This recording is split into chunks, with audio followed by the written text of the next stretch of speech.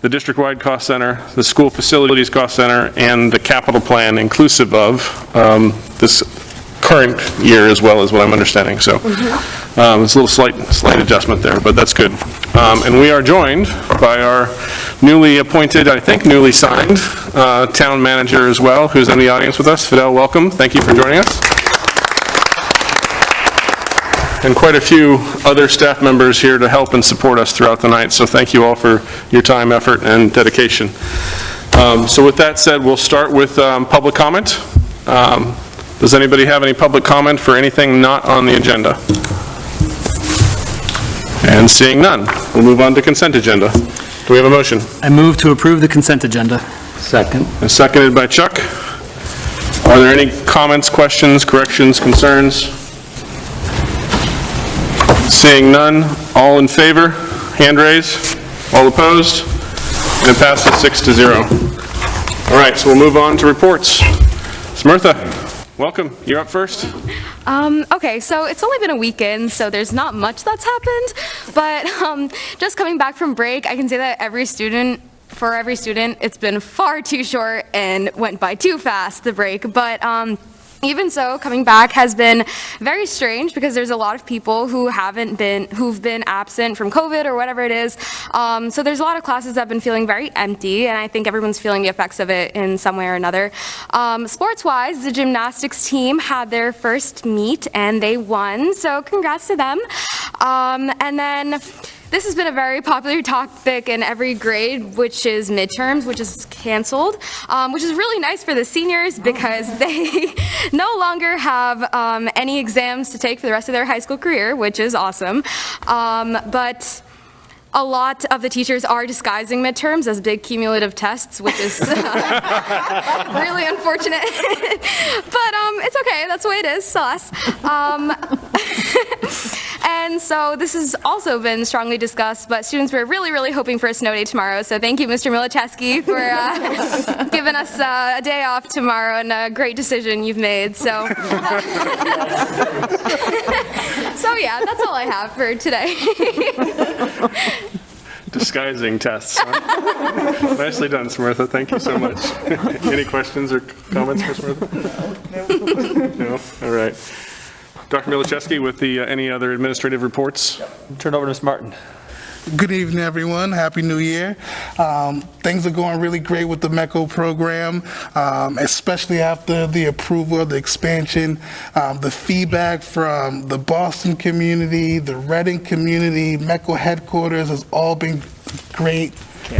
Push it? Yeah, that's one of the other ones. Start over? One of the other ones? Push the one in front of Susan. No, sorry. The big one in front of Susan over to you. One of each. There you go. Yep. There you go. Now, You need them both. Sorry, Curtis. make sure there's a green light on the small one. Okay, if you push it again.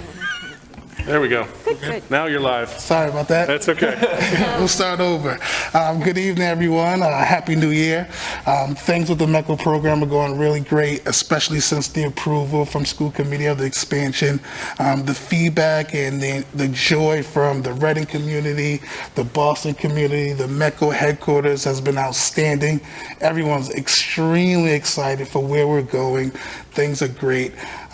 Before Christmas break, we did some community building with some of our Boston parents who don't know each other. And some of the parents went out and did some cake decorating. We had a paint night, and they got to know each other for the first time, which was great. You know, we had families from Killam mixed in with Birch and Coolidge, Parker, and the high school. So it was great for everybody to really meet each other. The next step is now doing that, bringing the Boston and both the Reading community together in these type of social events. Probably starting with a paint night for the kids and bringing the parents on to join and mess around and have some fun, and even doing some more things. So things are really going great. Everyone's excited and just really can't wait to get the ball rolling for Desi to send us our check.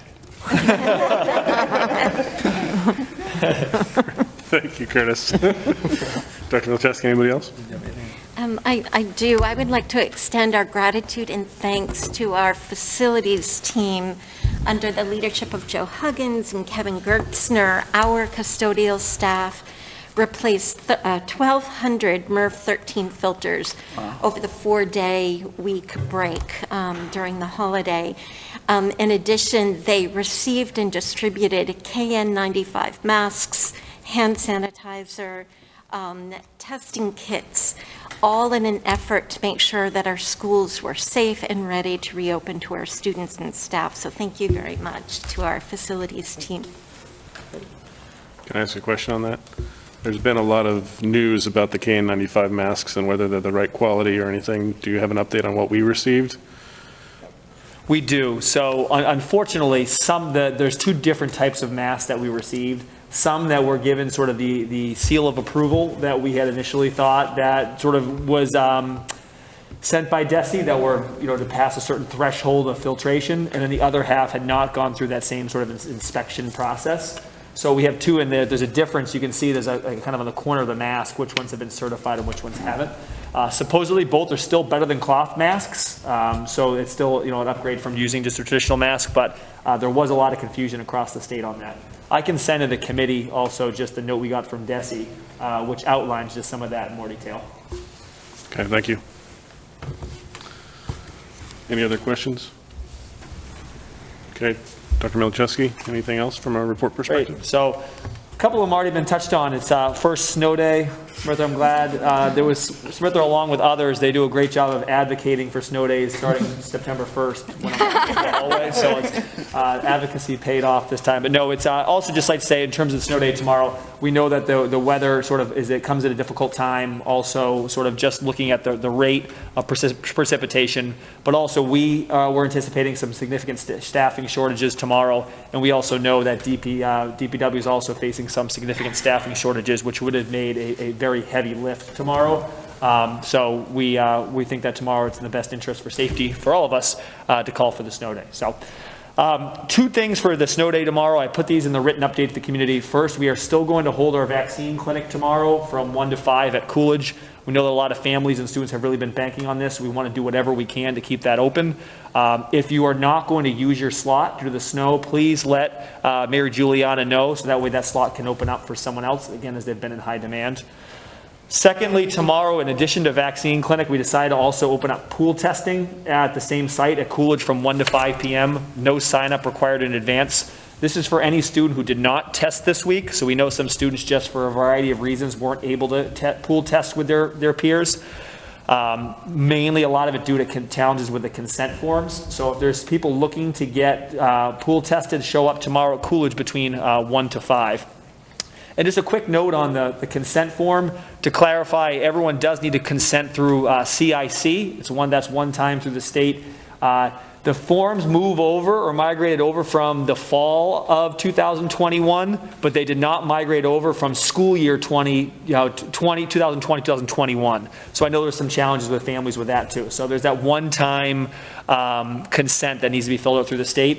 And then also for us, to make it easier for us, please sign up also through local consent. There's a quick Google Doc there. If tomorrow you haven't done both, you can do them both on site. So we will have people there to support with that. So thanks in advance to Mary and her staff for helping to get that up in quick order. And then next week we'll go back to our traditional pool testing schedule. Shifting then a little bit on a related issue to opening schools, we know that this has been a really challenging week. I know Smritha started to talk about that a little bit just for a variety of reasons that this was a challenging week. The increase in cases, and also we feel that had a burden on not only attendance, health, and also just mentally for our students and staff. We had 87% attendance across the district this week. Every day in every school was between 80 and 92%. I think there were a couple of things that helped us to kind of get up into that range, which again is not our bar normally, but for this week was actually, higher than a lot of neighboring districts. One, I really appreciate the efforts of the entire town to hand out test kits to our staff on Sunday. So in short order, we pulled up a drive-by opportunity for our staff to pick up tests. We handed out 350 tests over a couple hour span. It would not have happened without the support of all of the different organizations and departments across the town. So it was led by police, fire, public health, facilities, DPW. You see Kevin and Joe here were critical in getting that moving. It was a really efficient way to get kits in the hands of our staff. We also had many RPS staff members volunteer their time on a Sunday. Ann Manna, Eric Goldstein, Bree Carroll, Michelle Roach, Mary Juliana, Denise Santoro, Ricky Shanklin, Paul Simpson, Linda Michelle, Kevin Tracy, Julie Wall, and Kelly Bedingfield. There's a lot of things you can be doing on a Sunday morning, but to take that time in the rain to hand out tests, I think just shows a commitment to keeping our schools open. I think that was really impactful to get the test kits in the hands of our staff in terms of a safety mitigation strategy, but also I think symbolically having all the departments from across the town come together to say we're all in this to get this, do everything we can to keep our students and staff safe, I think was a really strong symbolic message from the town of Reading. So I truly appreciate the collaboration and support from all the departments across the town. And then also, another critical piece for us in keeping schools open this week has been just our work in testing. As you know, we've done over 3,000 tests this year, and symptomatic and test and stay tests. This week, we also then revamped that by adding in pool testing more consistently, and we did over 1,300 pool tests this week. So a huge thank to Mary Juliana, again, as always, for her amazing leadership in getting that up and running. Thanks to her partnership with Cataldo and all the staff from Cataldo who helped us get testing moving in all of our schools, and then of course to all of our nurses and school leaders for helping to lead the pool testing. 1,300 tests in short order in just a couple of days it was a huge task, so I really appreciate that work, and that contributes to keeping our schools safe. And on that note, as we know, there's been many cases, hundreds of cases across the town of our students with COVID. And we've had 13 cases of in-school transmission this year, none this past week. So we know that it's inevitable at some point we will have some in-school transition, but to be able to keep those rates so low of in-school transmission shows our mitigation strategy is working, showing what teachers, what custodians, what secretaries, what everyone is doing is working. And we really, really appreciate that. So thank you to our entire staff for doing everything they can to make school such a safe place right now for our students.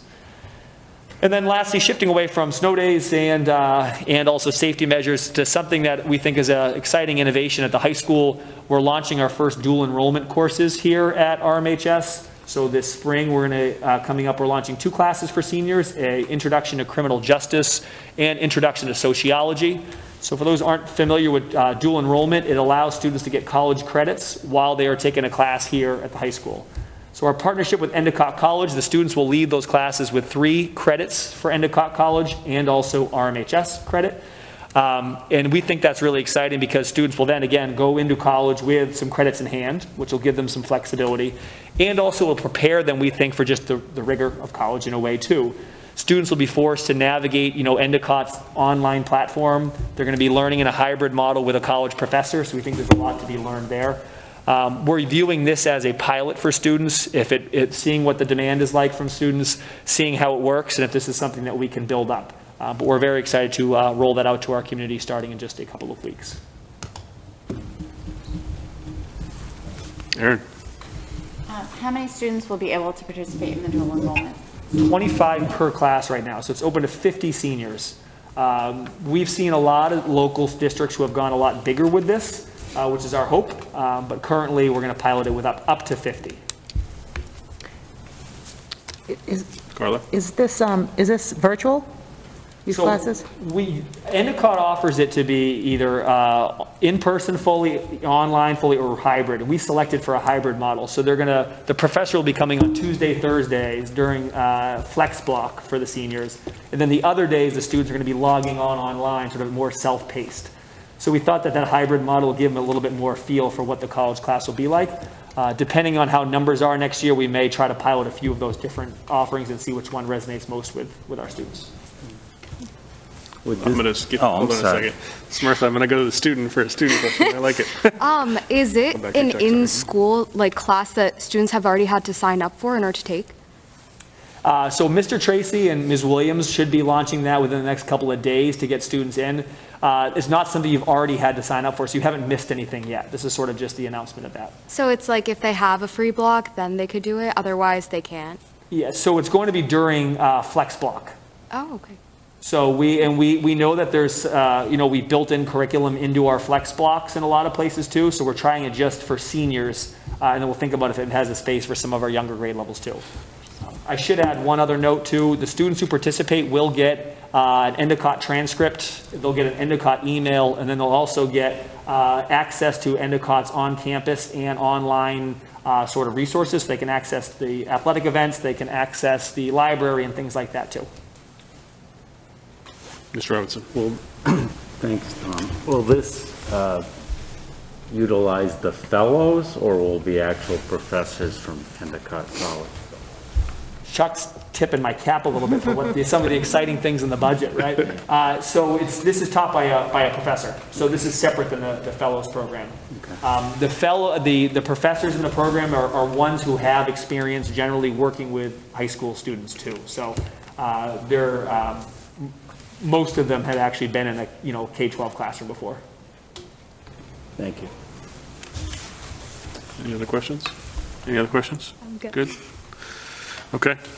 You answered my question, which was going to be how is this going to fit in schedules? So the flex block idea is a very creative way to fit it in schedules without changing everything that's already been done. So thank you for thinking about that. That's the short term. Yeah. I know the high school is looking at the schedule long term, and I think there may be more natural ways to fit it in as we move forward. Okay. Anything else on your side? Tom, Dr. No? All right, so we'll move on to Liaison and Subcommittee. Sean, any reports? No reports. Chuck? No report. Carla? No report. Aaron? The CPAC is having a virtual meeting on Tuesday night at 7 p.m. That is posted Yep. social media. It's posted on the town website because the agenda's there. I assume it'll be in newsletters from principal. But also feel free to contact me if you want, if you want the link. Sarah? No report. Okay, and I have no report as well. So we will move on now to new business, and we'll start with the budget for the Administrative Cost Center. I think we have the projector up, the computer's up there, but the projector's not on yet. I don't know if you're using that or if there's some other plan, Susan and Tom. Scott left us the remote.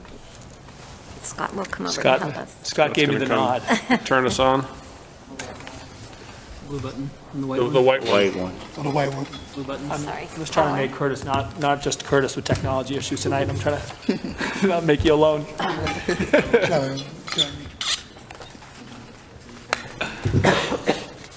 Did it work? Here we come. Gives us a chance too. Our technology team just makes it look seamless every time too. So I appreciate it, Scott. Thank you. All right, so we are really excited tonight to present for the first time just the FY23 recommended budget. I know that you should all have access to that. That was shared out in the school committee packet. We're going to walk through it tonight in an overview, and both through Susan and I are going to take a few different chunks. So Susan's going to kick us off with first slide here. So why don't I begin? I'm sharing with you this evening that our FY23 recommended budget aligns with the Finance Committee's guidelines.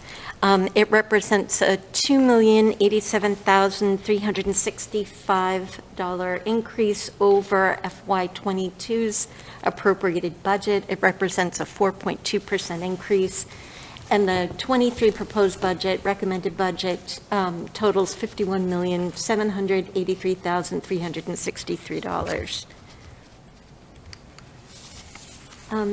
This evening's recommended budget overview will address the following. We'll review briefly the timeline for budget discussions during this month of January. I'll summarize the approach to budget development and identify all of the stakeholders' voices who appear within this presentation. We'll review and summarize district priorities, and then we'll explicitly show how these priorities are reflected and supported within the recommended budget. And then lastly, we'll end with an overview of budget drivers for the 3 cost centers that will be reviewed this evening: administration, district-wide programs, and school facilities. Next meeting, next week, we'll focus on regular day and special education. The timeline for budget discussions this month will take place both at school committee meetings and in conversations with the community. This evening, I've highlighted in red the areas that we'll be discussing, And then following each school committee meeting, if the school committee or community have any questions, they can submit them to me, and I will compile questions and answers and prepare responses for publication and distribution by the next school committee meeting. There will be a public hearing with the school committee discussion on January 20th. School committee is expected to discuss and vote on the budget on January 27th. And so far this week, we've had conversations which have been incredibly helpful, not only with school committee members, but also with the finance committee's chairperson and vice chair. And we're in the process of scheduling budget information sessions with our bargaining units, our parents, and our community partners that will take place over the next 3 weeks. Our approach to budget development is something that we reviewed during our pre-budget sessions, so I won't get into the detail. They are listed in the budget publication, but I'll highlight just a couple. We wanted to ensure that the process was highly collaborative, transparent, and that all voices were heard in the development of our priorities. We wanted to make decisions that were student-focused and data-driven. We wanted our budget to stand for equity and inclusion and align our priorities with school improvement plans, the superintendent's goals, and our district-wide priorities. And we also demonstrate in this budget that we're leveraging all sources of funding. Many of stakeholders' voices are incorporated in this recommended budget.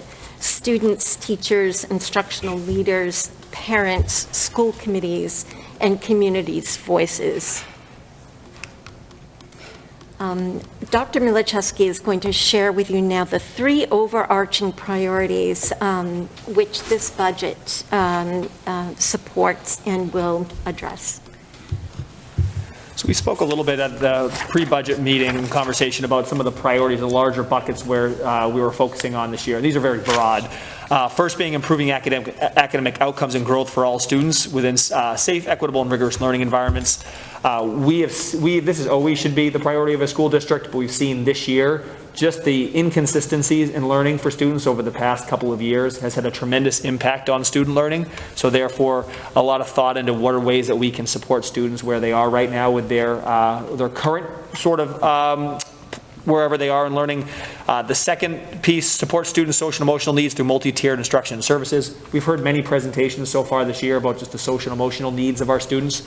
We need that to be reflected in the budget. And then last piece, wanting to enhance adult practices and streamline operational systems to increase efficiencies and effectiveness in supporting students. So obviously, the more effective and efficient systems that we have, the better off that's going to be for both our students and staff. So prioritizing academic outcomes, social and emotional needs for our students, and efficient and effective operations.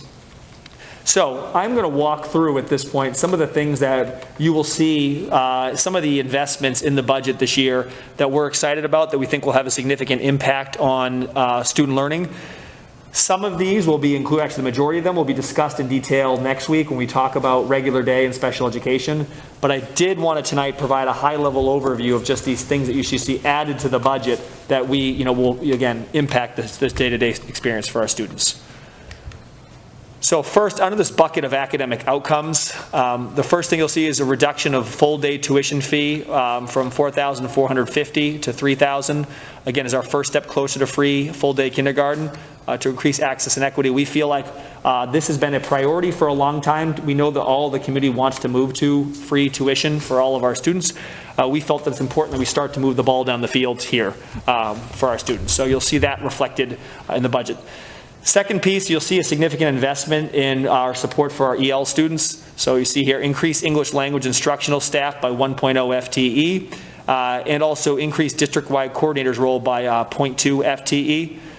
So what we've noticed is that we have an increase in the number of EL students in our district, and also the increase in the number of level 1 and level 2 ELs in our district.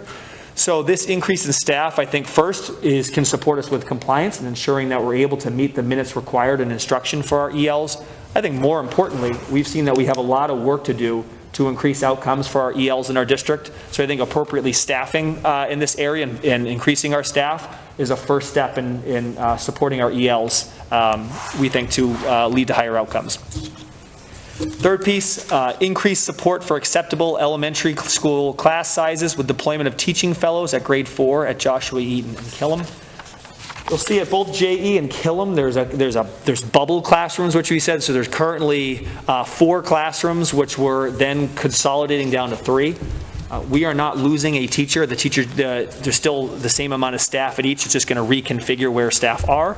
But as we move from 4 to 3, we thought about what are ways that we can support that transition for students. So what we're trying and piloting this year is our work, as Chuck shared, is through Endicott and Merrimack Fellows. The fellowship program is a program where these students are graduate students who have graduated the teaching degree, are fully licensed teacher, and are then becoming full-time teachers in a particular district.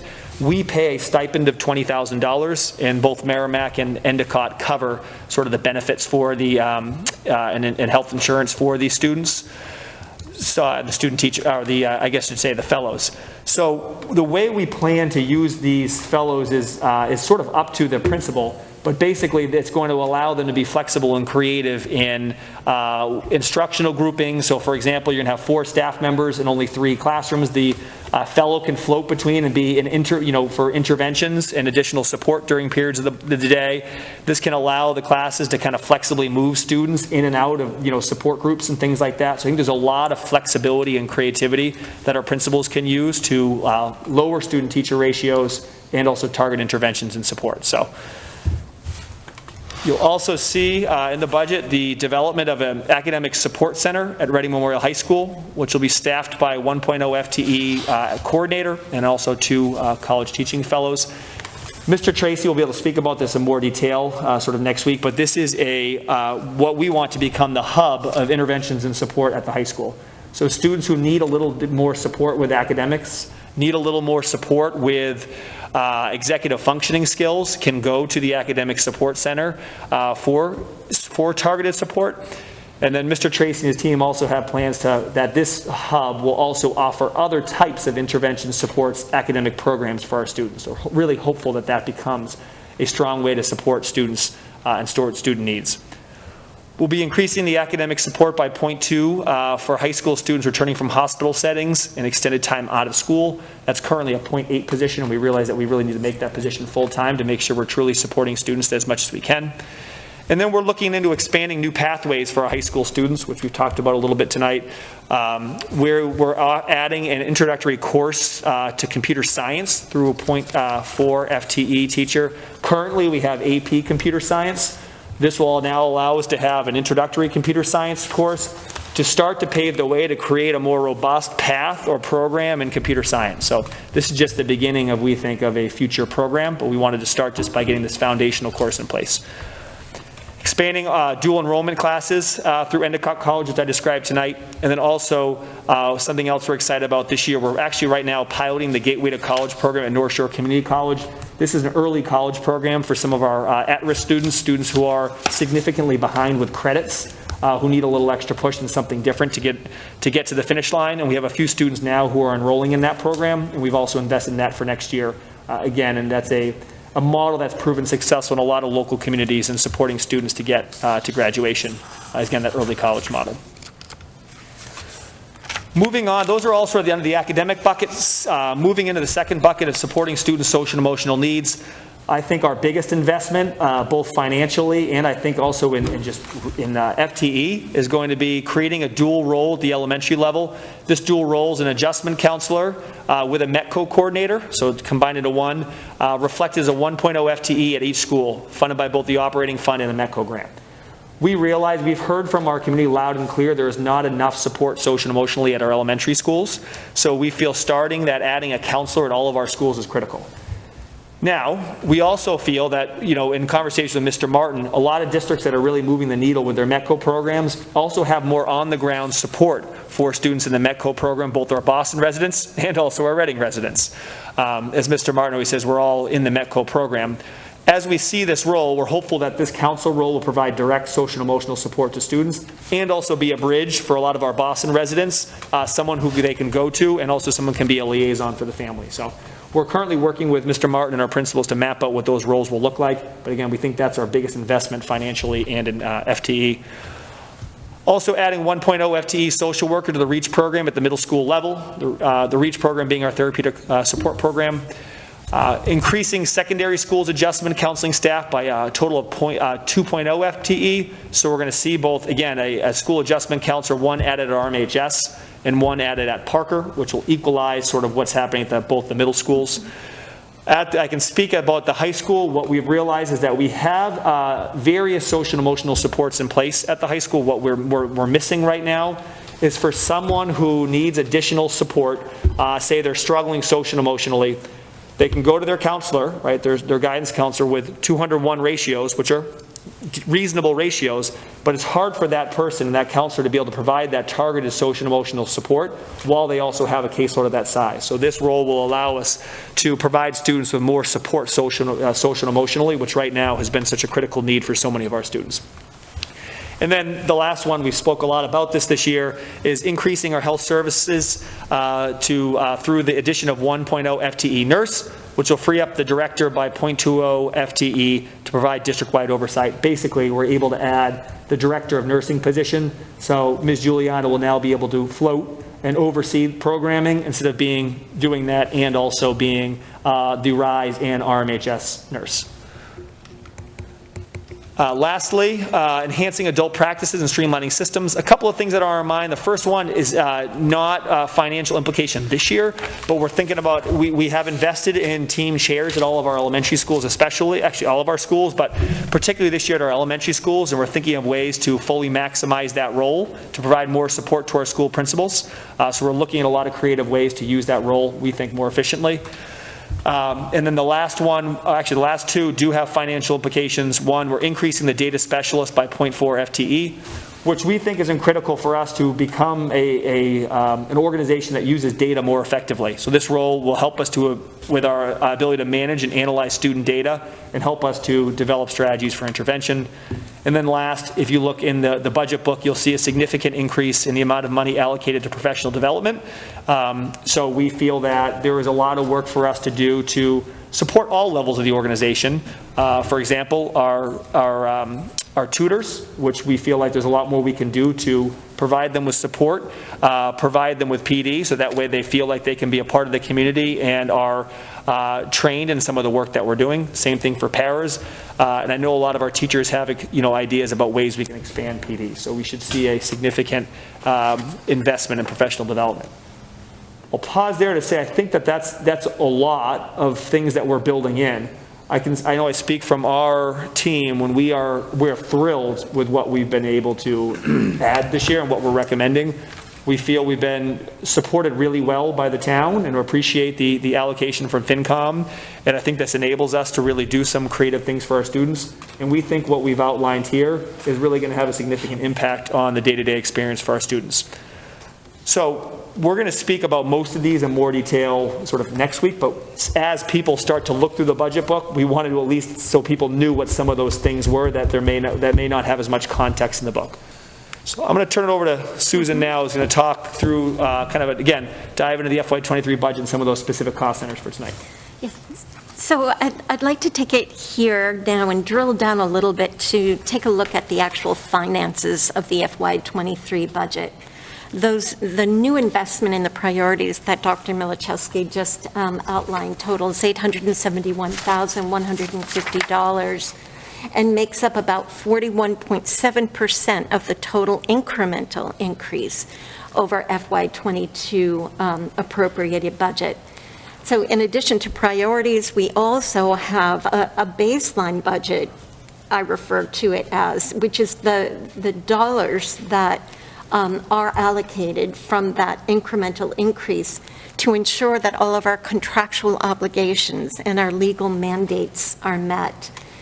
That entire portion of the budget totals $1,216,215 and makes up 58.3% of that incremental increase over FY22's appropriated budget. I also wanted to mention before we delve into the cost centers that our projected 23 costs have been projected based on known labor and service contract agreements, projected needs of our students, historical and current year spending and use trends for all 1,310 budget lines in our recommended budget. The recommended budget in the school department consists of 5 cost centers. Administration makes up 2.6% of the budget, regular day 57.3%, special ed 32.8% of the budget, district-wide programs, and I'll define what those are when we move through this presentation, make up 4.2% of the budget, and finally facilities, school facilities, makes up 3.1%. The administration cost center will have a total budget, FY23 recommended budget of $1.3 million. It represents a $24.8 thousand increase over last year, or a 1.9% increase. And these funds are devoted to salaries and expense costs for central office and some district administration. The increase in administration on this slide is broken down by personnel and non-personnel. The personnel increase totals $14,000 and reflects cost of living, salary adjustments based on contractual agreements, and a 1.0 human resources assistant that was added in FY22. So we're sustaining and holding that position into next year. And non-personnel, the increase of $10,000, almost $10,500, is reflected in the categories of labor council, telecommunications, membership dues, equipment, hiring, and recruitment of staff. And there's a slight offset in decreases for office supplies, furnishing, and postage. And again, I wanted to point out that these projected expenditures are based on trends and projected needs. And I wanted to give you a specific example using Labor Council. Our Labor Council shows a difference between FY22 appropriated budget and FY23 recommended budget. It increases by $6,000. The reason for that increase is because every year for the past 4 years, our Labor Council budget has run at about $33,000. During the first 6 months, we spend about $10,000. This year, we're trending right on par with that. We've spent about $10,000 for legal counsel, and so we're projecting about a $33,000 expenditure this year. We level funded FY23 based on this consistent use and consistent cost of services.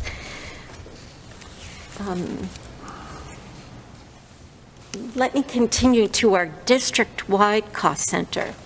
This cost center is made up of 4 subcategories: athletics, extracurricular activities, health services, and technology.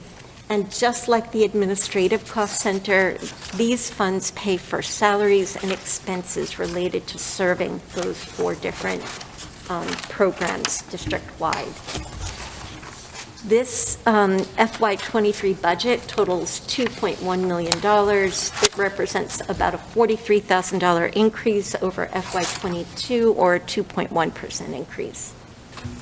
And let me start first with athletics as one of those 4 categories. We offer 8 sports, about 1,100 participants, student athletes participate in athletics over this past year. The personnel costs are increasing by contractual agreements. The non-personnel expense went up by $26,000 for transportation. And that was in reaction to this year, a brand-new 3-year transportation contract was executed and has driven the cost of our athletic transportation services. We plan to pay for that additional cost through the special revenue fund that belongs to athletics. Right now, that fund has a balance of about $187,000 and has run pretty much level. So we will be drawing upon those funds instead of the operating funds to pay for that incremental increase. The extracurricular district-wide program consists of 11 activities and about 228 participants. And I wanted to point out that the number of participants has dropped by about 50% since COVID. Athletics is bouncing back in terms of participation. Extracurricular activities is following along at a slower rate. There was one stipend adjustment for FY22. There was a duplication of stipends in this current year appropriated budget. So although it looks like there's a reduction in personnel, it's an accounting adjustment. And we deliberately reduced the number of outings because the number of students has decreased so much. So we don't anticipate to use as much transportation expenditure for next year. I should have pointed out that beginning on page 32 of the budget book, for those of you who are following along, is where you can find more narrative and financial detailed data about all of these district-wide accounts. I'll continue with the last two district-wide accounts, and then we'll move on to school facilities. The last two accounts include, I'm sorry, I didn't change the slide, health services and technology. The major budget driver in health services is the 1.0 FTE nurse that we added. We decreased the budget for substitutes, assuming that we would continue to receive support through a Department of Health grant into FY23. In fact, that has been confirmed. And we did not increase any of the supplies or equipment lines, assuming that the state would continue to support our health COVID-related needs. And then lastly, technology. Technology's personnel is increasing by the cost of living adjustment, which is negotiated. And there is a combination of decreases in contracted services, supplies, and software licenses with other increases. Sorry, I missed the word increase, but it's somewhat offset by additional support required for one-to-one technology at the high school and additional licensing agreements to ensure student privacy.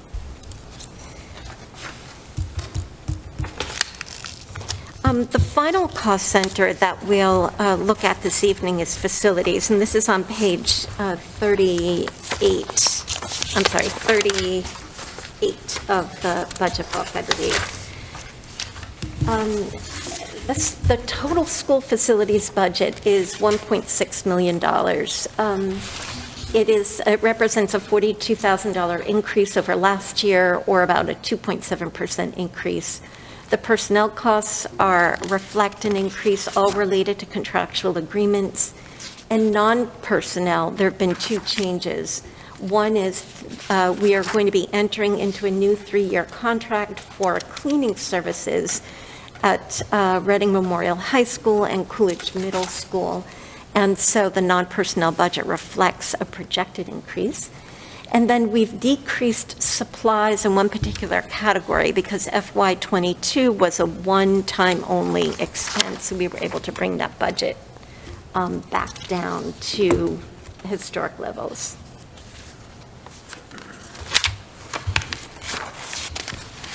And now we'll shift on to capital, pause but to you'd see like if me to there's any pause? questions? Sure. I'm happy to take questions. Just covered a lot in a very I did. I know. I'm time, sorry. So I want to make sure we Yeah. give people time to ask questions Absolutely. or anything else. I'm looking around at the committee. Chuck? So, thank you for the explanation on the legal. I guess I just trying to unfollow that. So, I would have, last year's legal would have been higher because we did the MOA and we were constantly on the phone with legal counsel regarding COVID situations, and then we also did the contract. And you said we used like an average over, I don't know how many, you said 3 years maybe? So I would say we also had a lot of contact with legal counsel the year prior because of the MOA and also COVID. And I guess I'm just not convinced that going forward, in normal times, this year would kind of be a lower year for legal because we just ratified a contract and Yes. we shouldn't be making, and it's not a lot of money, I know, but I look at the percentages and I was Yeah. just curious about that, if you really think that's gonna hold with what your average was. Yeah, so That I makes looked sense. at it in a couple of different ways. I looked at not only the total of actual expenditures for 2021 and how we're trending this year, but I also looked at the kind of the spending rate, how much was spent during the first quarter, the second quarter, the third quarter, the fourth quarter. And it appears, based on this year's actual expenditures, that we seem to be falling in line with the amount of expense for legal counsel as we have for the past 3 years. That's how I made the projection that will come up at That's fair. about the It's fair. I same. just, But anticipating costs for next year, maybe we'll not need to rely on legal counsel as much in FY '23 as we have over the past couple of years, given all that's gone on. yeah, I get, and that's fair. My only point was 2 of the 3 years had many extraordinary events. Yes. So, but as I said, it's not a Yes. lot of money, but I just looked at that. Can I have another question? Sure, go right ahead. Mr. Robinson, if I could also Yeah. add to your point, in FY '19, we spent $18,000 on legal counsel, right? So that definitely shows that there was a change. The other question, I don't know who, on the technology piece, Yes, and specifically on the one-to-one, yes. what I'm thinking that there's, maybe not right away, but there's probably going to be an FTE need there, right?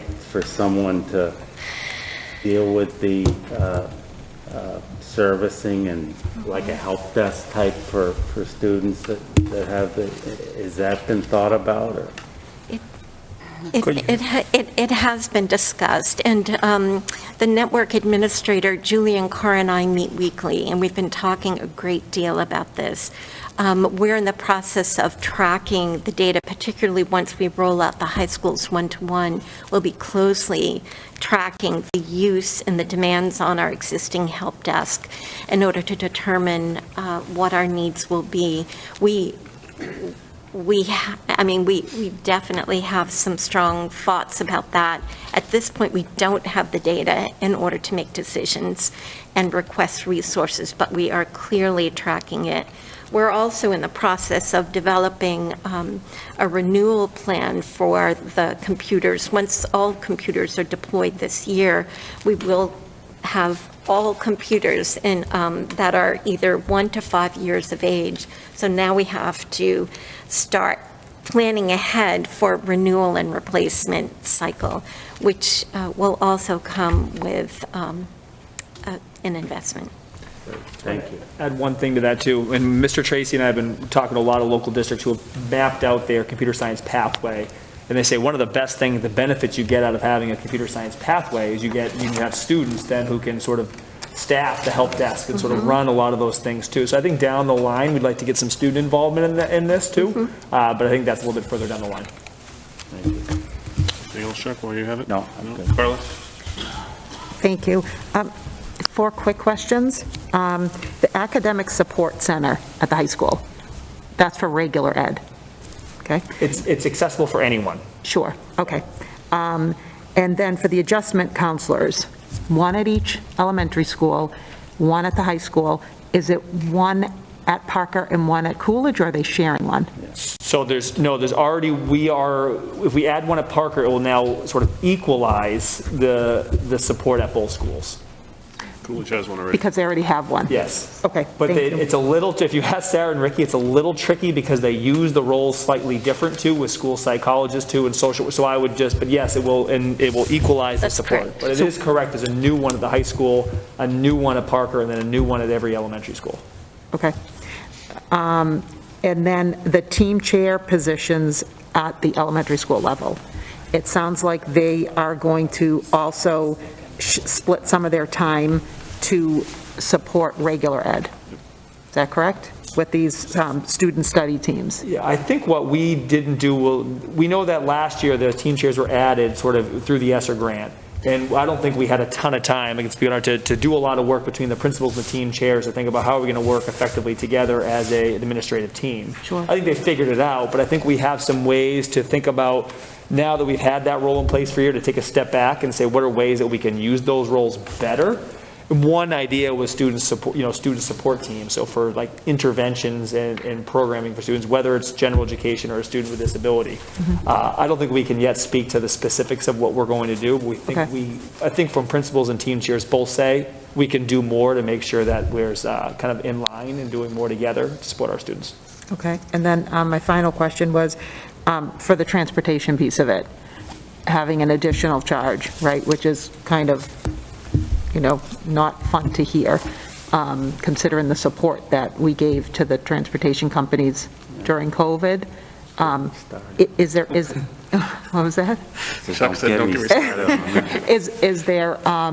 that. What is the explanation from them for the cost increase? Is it a staffing issue? Is it am I opening up a total can of worms here, but is there only one person in the game here, one company in the game? That's what it is. That we need to get encourage other people to start these types of companies, to create some competition? I like your entrepreneurial spirit right here. Okay, That's all our right. guess. Thank you. It goes back to the contract It's a replay. negotiation. There was one supplier that Yeah, bid. okay. That was it. Right. So, Okay, thank you. I'll just remind the committee real quick as we go through some of the questions that we should focus the questions on the administrative, district-wide, and facilities portion of the agenda. We'll have all sorts of regular day special education related questions we can ask next week as we go into the details there. There was the high level overview, so obviously that's where some of those came from, but I would ask you keep them as close to these 3 topics as possible going forward. Aaron? You mentioned that extracurricular and athletics have been down by, I think you said 50%? Extracurricular has been down. and Specifically extracurricular. On page 35, you can actually see the participation Yeah. level, specifically extracurricular, yes. That's dramatic. Have our conversations happening on, I know we're in a pandemic, but the activities have been happening, many of them. Is it a lack of promoting said groups and activities? What are we theorizing for why it's down so much? I've heard that in the chart, that if we look purely at numbers, FY20 was a cliff. We went from 438 participants to 275. I've met with Natalie Kuna, the coordinator, I don't have her title correctly, but the coordinator of drama at the high school, and she has talked about how her biggest goal is to rebuild participation in the drama program and theater arts, and that it was due to COVID that she lost so many participants. And you can Okay. see that in FY16, there were 470, 70, in FY17, 469. I mean, it was well within the 400 student participants.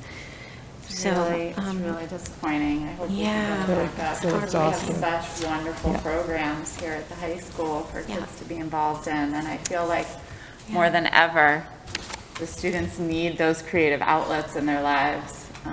So I hope we can see that change. Just a couple of quick comments on that for us from a context perspective. It doesn't show here, but we reduced the number of shows from 4 to 3 2 years ago as well, which happened to coincide with COVID, so that's context that even Susan may not have, but Natalie would have. So that would reduce, because you're essentially double counting students in this chart, so you're removing one show in that regard, and we had a couple of pretty large classes as well. And Samantha, you can comment as well in terms of what you've seen, because you're actively involved in those groups as well. So we have seen some drop because of the class size come down. We've seen some drop because we've gone from 4 shows to 3 shows. But yes, COVID hit pretty hard. So I don't know if you have anything to add or not. Put you on the spot to a degree. I guess I could speak for choir. I know that we used to have a lot of participants for choir my freshman and sophomore year, and then it like dramatically dropped after junior and senior year. And I think part of it is because people got sick of virtual choir classes and like choir performances, that people didn't really want to come back.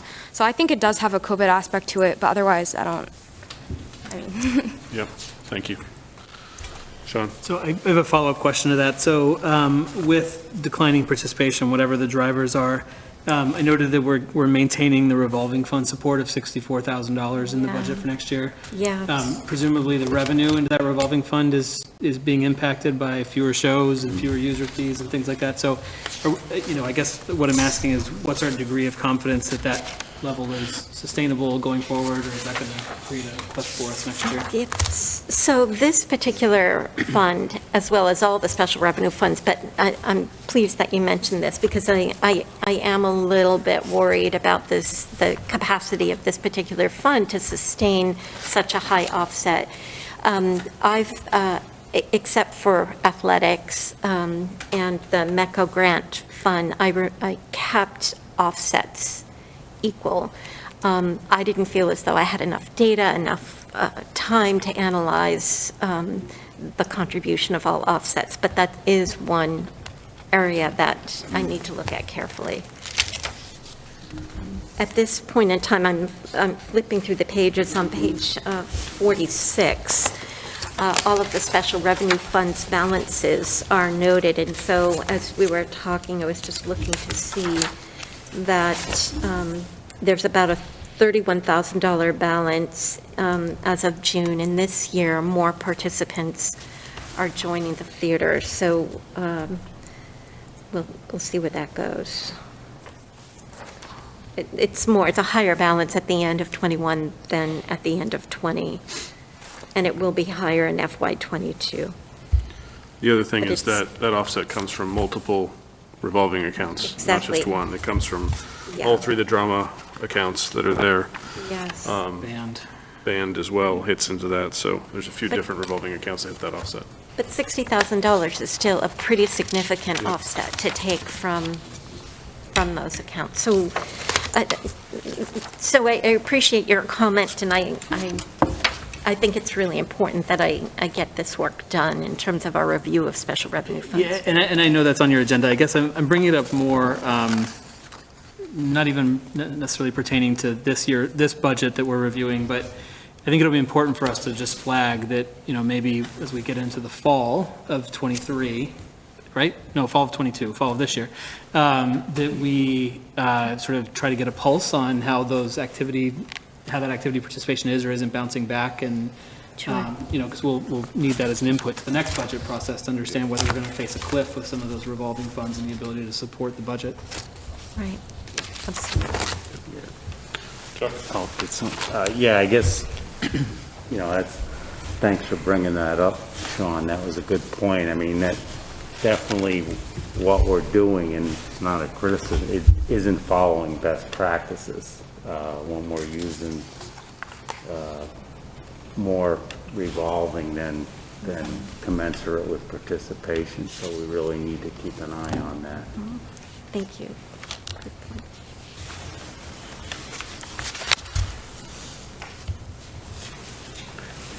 Any further questions from the committee? All right, I just had a quick observation as I was looking at this and thinking through, and I want to thank the Finance Committee as I make this observation. Because if you go back to where you were, you don't have to go back, but 1.2 of the $2.1 million increase that's out there is a 2.45% increase from last year. If we were to just stick to a 2.5 number, that would be it. That's all we could do. We couldn't do any of the rest of the things we're talking about. Right. Right, so all the rest of these things are populated, are available because we're going from 2.5 to 4.2%, which is due to where we are financially as a town. That's not something we should get comfortable with, as something that will always be the case. So I just want us to be aware of that and think through that when we think through costs on a go-forward basis. Some of these will be incurred going forward, but we just have to be careful of that. Just building on Chuck's point about legal, I think we probably could, if we had to pinch something somewhere, we probably could decrease that. But I'll say that we're also doing more work policy-wise with legal than we've done in probably the last 10 years as well.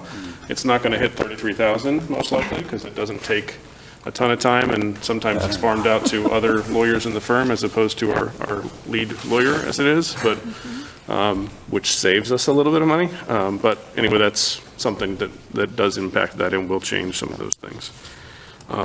And then I had another kind of observation, Susan, on page 32. And I know this, you have been working through this so often, so much, that things have been adjusting as you've been going through. So I just think this is something, as we clean up the final version, we need to adjust. We have, in the budget summary table, we have 2.22444 million for the district-wide programs. In the top, we have 2.157444. So we have $65,000 difference. Yes. The table is right versus everything else. I haven't gone through and checked to see where the 65 is, but we just need to clean that up before the final version is there. My apologies. No, I know this has gone through a lot of iterations. We've had a lot of conversations as we've gone through it. So that's not, it's just one of those things that as you work through and make all the adjustments. Thank you. So I want to also say I appreciate all of the work and the energy and working over Christmas and things like that as you've been going through it to get it done. And the staff that's been supporting you and the rest of the team that's been supporting you.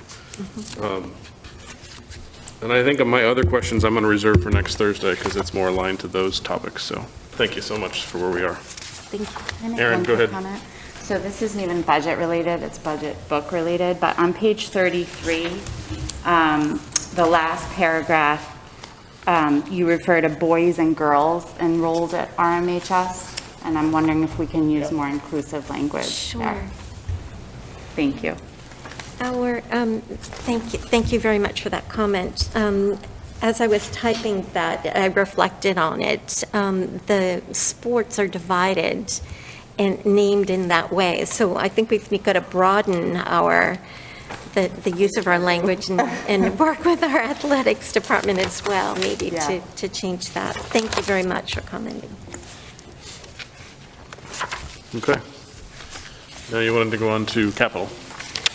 Before we go on to capital, I'd like to invite the school committee members, as you're thinking about the budget when you leave here this evening, and if there are any other questions on these cost centers that come to mind, please feel free to email them to me. Actually, before we go to capital, I know we have some FinCom members here too, so are there any questions that anybody in FinCom has before we move on? No? Okay.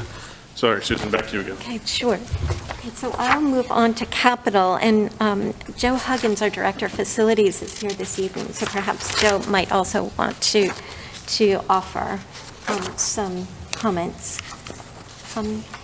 Although the town of Reading has a 10-year capital plan, pictured before you is the 5-year capital plan as it relates to school buildings by fiscal year FY23 through FY27. Some of the general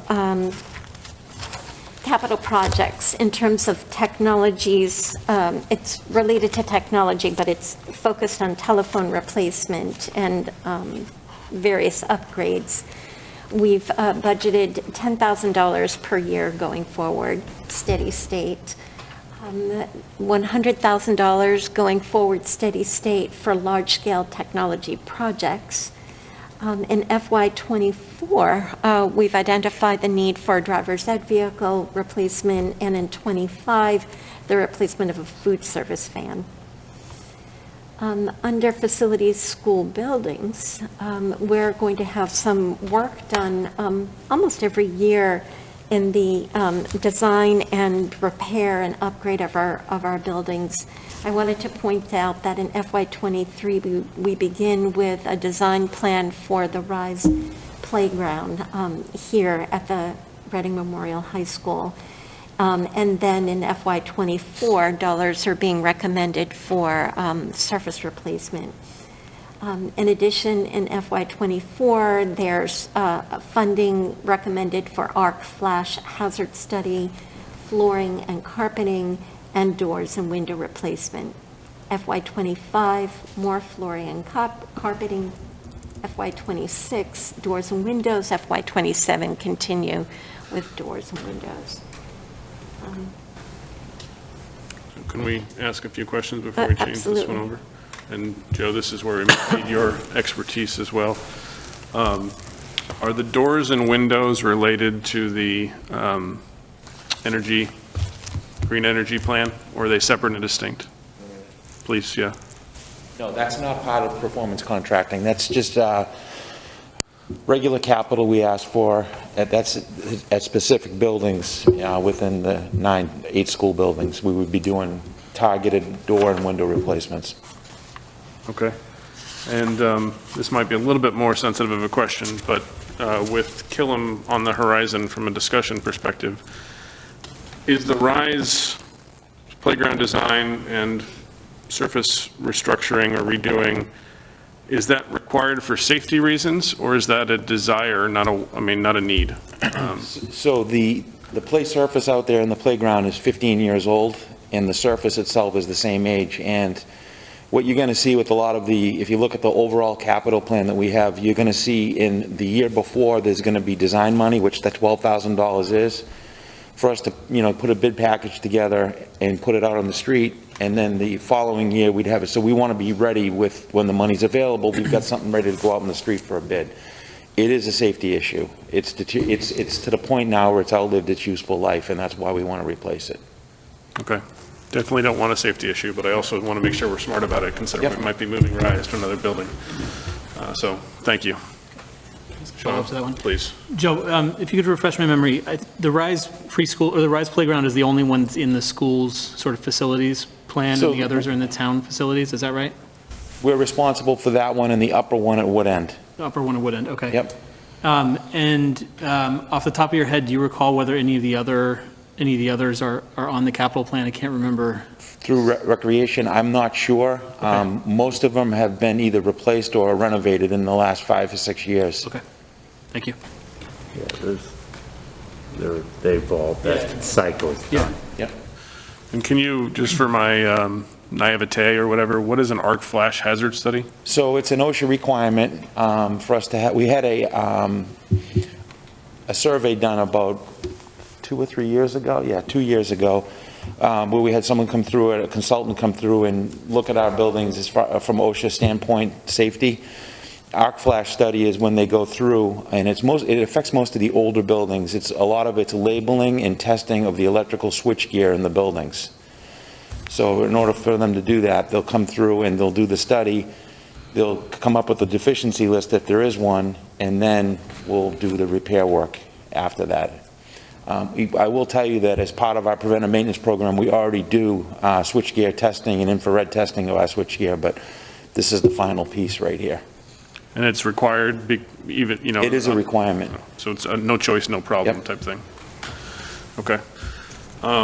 And I'm not sure if this fits you, Joe, or if it fits Susan with Julian, but the large-scale technology projects or telephone replacement stuff that's there, When Sean and Dr. Milczewski and I were at Killam earlier this year, there was a bit of a challenge with some of the announcements being heard around the building. And so I was just curious if that's inclusive in that, if there's some remediation plan there that would fix some of those things temporarily until we replace the building and things like that.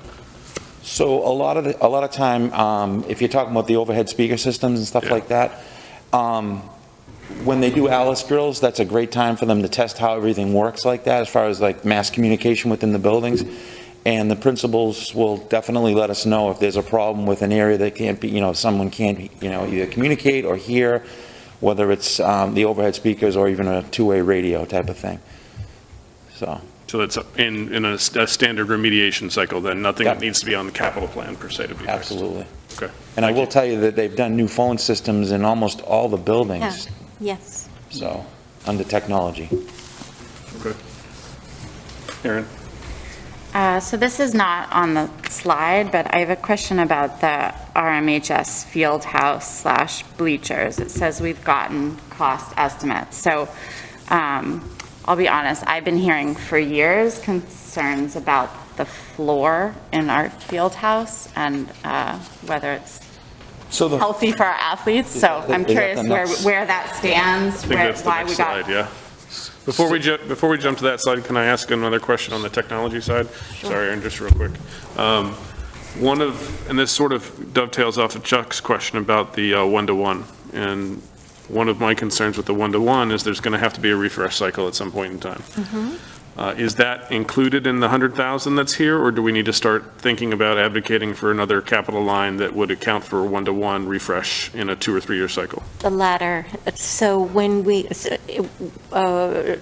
Carr and I have begun work on a refresh plan for our devices, and it will be in addition to that. It would be an line addition. item, exactly. But once the plan is done, and we'll be working on it this spring, we'll certainly bring it before school committee for review and discussion, because I think it will require some discussion and decisions. Okay. And we'll need support from FinCom and others when that time comes I as well. believe so, yep. Chuck, go ahead. Sorry, Aaron, on this slide. And I don't know if Joe, this is Joe, but the food service van, is that shared with Wakefield, or is that our portion of the cost, or? That's our van. That van would belong to us. Is that right, Joe? Like the van that we currently use, that's coming to the end of its useful life, is owned by the town of Reading. Okay. it's owned by the town of Reading, so that and the driver's ed vehicle is part of it's a school department, those are both school department vehicles maintained by Public Works under their budget. So basically, any repairs and maintenance that happen is paid for through the DPW budget. And those are both getting at the end of their useful life. Okay. Okay, so now we can flip over Okay. to I don't Erin's question and where we are with some of the other things. So these are capital projects in process to be completed this fiscal year, or this calendar year, actually. It's not the same. And perhaps, Joe, would you like to discuss these, beginning with the remaining security enhancements? It's about $140,000. Yep, we have $140,000 in this year's capital plan for some remaining security enhancements, and this particular measure was something that was dropped out of the security project for cost reasons. So we went and asked for some more money to finish up this work, which will happen before the end of this fiscal year on all, and it impacts all the school buildings. So I realize that this does not address Erin's question, but I'm not sure if you have a slide for the other capital projects that are at the bottom of page 48. Let me move to the Apologies, Erin. next slide. next. There we go, next slide. These are other capital projects on the horizon that have, to my knowledge, not yet received any appropriation. Is that accurate? That's Joe? correct. I couldn't hear what you said, I'm sorry. I said, I'm sorry, these are other capital projects on the horizon that have not yet, to my understanding, received an appropriation. Correct. And the first one, the Killam Elementary School, We're in the senior study phase of the MSBA program. We'll know in March whether or not we get invited in. And I think next November, Tom, we're talking about putting, requesting $2 million if we get in for the design portion of that project. Correct. So we're hopeful. The Parker Turf Field, that is, just so everybody's aware of this, the town core facilities department maintains 2 turf fields within the town of Reading, Turf 1 and Turf 2, the stadium and Turf 2. Parker Turf Field is maintained by Reading, the Recreation Department or Public Works. So again, that's getting towards the end of its useful life. We were very fortunate. We got 15 years out of the stadium. So that's one that they're looking at. The second one being, second project there, third I should say, is the field house floor and the bleachers. When the high school was renovated, they put a new surface in over the concrete floor and they repaired the floor. And the bleachers that are in there right now are the original bleachers that were put in 1968 or 69. We spend a good deal of money every year and have those inspected and maintained. They operate well. 2 of the banks are motorized, which is great. The problem is if you do a full resurfacing and put a different type of flooring system down, the bleachers would have to come out, and that's why we'd want to replace them at that point. It just doesn't make sense to leave a 50-year-old set of bleachers in there. You'd want to go with the new aluminum ones that are actually easier to set up and break down for events and things like that. And yeah, that floor does need to be replaced. We're constantly on it, repairing it, doing seam repairs, but that gets a lot of use out there. Yeah. Priority-wise, I think, and I'd have to check, but I think the field house is sooner than the turf field in priority. I think I'm pretty positive on that. I think that was the priority, would be to do, if we're going to, do the field house and then do the turf field. Safety issue, right? Yeah. Correct. So it says cost estimates have been obtained. Do we have any idea what that looks I like? wanna And say it was obviously, it's going around- to change with the way things are right now. Yeah, I but- mean, everybody's seeing that with, the supply chain issues and a whole series of other things, but I want to say it was around $1.8 million for that project. Don't quote me on that. I don't have the information in front of me, but that estimate was about 2 years ago. We'd have to have that revised. Okay. And with your clarification of who's responsible for Parker Turf, does that make us responsible, or does No. that make the Recreation Committee responsible? That's a good question. So when we do projects that don't involve facilities, like horizontal construction, we utilize Public Works, their engineering division, to help us do that type of work, because that's in their wheelhouse. It's civil engineering. So when you hear about the stadium project happening, it's Public Works is working very closely with myself and the school department, and we've had several meetings, and we're having another one next week. When that project kicks off, they will invite stakeholders from the school department, because it's right behind Parker, but it would be completely run on the town side. Okay? And so it's their responsibility to get the budget and all that kind of fun stuff, Correct. advocate for it and things like that, too? Yep. Okay. So this is more of a nice to have or nice to know for us, but not on our wheelhouse per se. That's right. Any other questions? Anybody have a question out in there? Seeing none. Chuck? I had a question on the previous slide. Of course.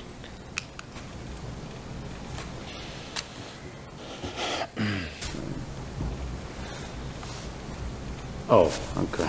Sorry. Just trying to remember what it was. We haven't had a security update with the Board of Selectmen. We had to do those in executive session. Is that on the schedule? Since I think you're saying we're done at this. The main part of the townwide security project is complete. What we had left over was some work which was outside the budget. We did with some operating money into the year, which is to integrate the security system here at the high school onto the same platform as all the other buildings. And we're also going to do the same thing with Coolidge. The systems are all fully operational and working fine. It's just that we want everything on the same platform. It just makes it easier to maintain. what you're seeing right there is additional work that was sort of cut out, is value engineered out of the project because we couldn't afford it within the allocation, so we're going to get that work done this summer. But the main project is done. We've been working very closely with the SROs and the school administrators, the central office administrators on the functionality of it. We've had several meetings with the principals and of how different measures work, you know, and what they do, if you will, in an emergency. But we're very happy with the final product we got. What,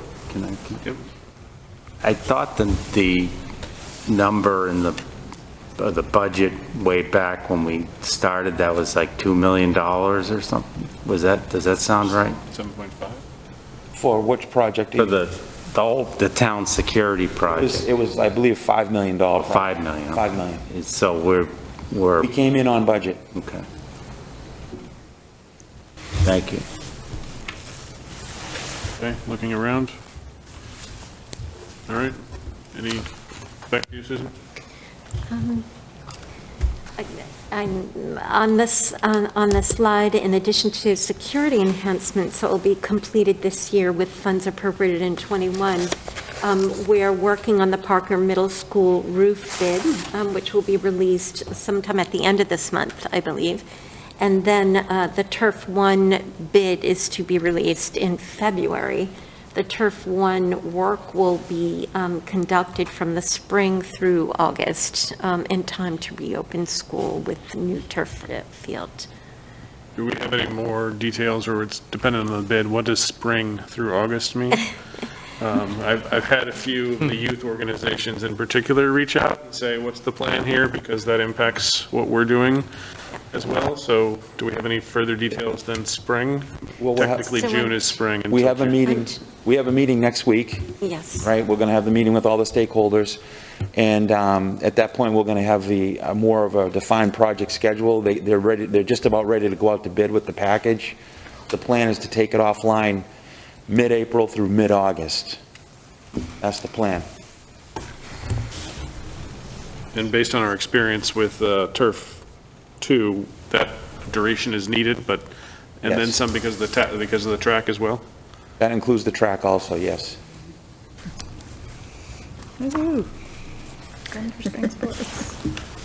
Okay. Does that impact, and I think it does, because we allocated a little bit of planning for doing things at Austin Prep or something, impacts our spring sports as well? Yes, it Particularly our does. spring track team? Our athletics director is working with Austin Prep and other school districts nearby in order to shift over spring sports to a different swing space. Home and home away games. Sean just brought up a good point as well. It impacts graduation potentially. Yes. We won't be able to do it on the turf because there won't be a turf to do it on. We've discussed hosting, well, there are discussions underway about alternative spaces. And transportation. Okay. Thank you. Thank you, Joe. Thanks, Joe. Joe, thank you so much. All right. Thank you so much for being here.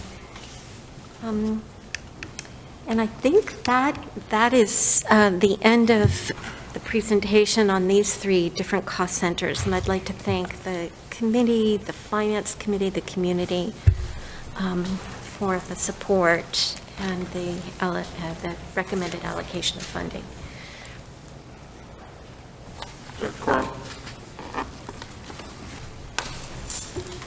Jeffrey Quorum, Ridge Road, also a member of the Finance Committee. Two things, I think, from the previous part of your presentation.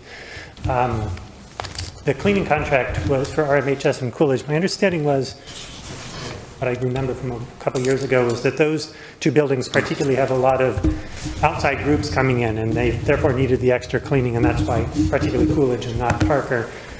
My sense is that during the pandemic, we haven't been doing a lot of outside rentals.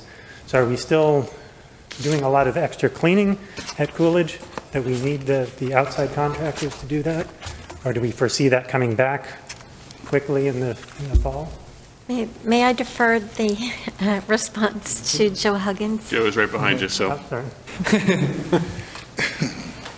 So the contract cleaning bid that the contract we're under right now is a three-year agreement. It does not renew or end until the end of July, just so you're aware. What we're doing right now is proactively getting pricing, and we're going to be doing that walkthrough next week. To answer your question, during COVID, we were using them to supplement our in-house custodians to do extra cleanings, because we had, the lunches were, it was a nightmare to run the lunches, and we needed extra people in there to disinfect in between lunches. So this year, we really haven't been really using them at all. Kevin Gersney is here. He's in charge of the school custodians, but to answer your question, no. The contract is, it's for nighttime cleaning at this building, and one person that does cleaning over at the Coolidge Middle School. So I don't know if that answers your question. Okay. Only one person.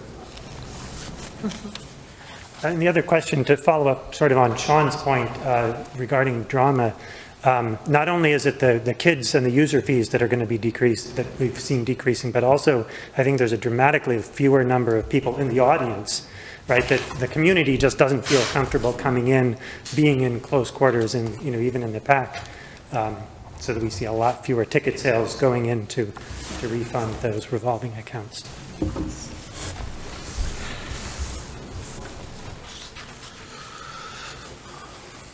Okay, any other comments or questions? Sarah? Just to say, following up on Mr. Quorum's point, I think it'll be an interesting marker to see the Coolidge performance that's coming up next week is going to be both live streamed and live in-person ticket sales. So that might be an interesting marker for moving forward, should we want to continue that practice. So the comfort level is there for people who would prefer to enjoy it from home. We can live stream and sell tickets that way, as well as in-person ticket sales. It'll also be a different marker because of the high school music, I mean, the somewhat popularity, I suppose, and knowledge of the program in question. So, and I hear that, there's some dancing maybe that you have coming up. I'm trying to lay the pressure. I will, I'll get into it. We were sent a challenge today by some of the students with a dance-off, with a very well choreographed dance that I think made a few of us nervous that we're going to have to spend some time to step our game up. So yes, we were called out. So. Good. We don't know what you're talking about. So for context, If you need some, tried to do that. if you need some pointers, just let us For know. context, maybe watching at home, Coolidge is performing High School Musical 1 next week. Oh. And, followed by Parker doing High School Musical 2 in March. And I have been suggesting quite frequently that I think central office should make a debut in the ensemble. Now that we've been called out, opportunity dance to High School Musical 4, Principal Marchand found a way to embed that in a text message about snow days and embed the video in there today. So challenge accepted. We'll see. Thanks, Sarah. Okay, any other comments, questions? Anything in closing from you all? Oh, Eric? I was just looking over there, I promise, I was just looking over there. I said this to Susan, but I wanted to say it publicly, that I'm very appreciative of how the budget is laid out this year. I think it's incredibly clear and comprehensive and accessible. I appreciate the way you broke certain aspects of it down, the way you tied in the goals and objectives, and how each of the changes you're making in the budget directly tie into those goals and objectives. And I know this is a tremendous amount of time and blood, sweat, and tears, so I'm grateful for all the work that has gone into it, and it's just, it's exciting to see additions in a budget. It's exciting to see additions that I think really support where I am excited to see our schools go. And I really think it does nicely align with the district improvement plans and the school improvement plans, and really the vision we've been talking about for the school. So thank you. Thank you. Well said. Okay, with that said, I'll entertain a motion. At 8:30, are you sure? I'm positive. Motion to adjourn. Do I have a second? Second. Seconded by Chuck. All in favor? All opposed? And we are adjourned.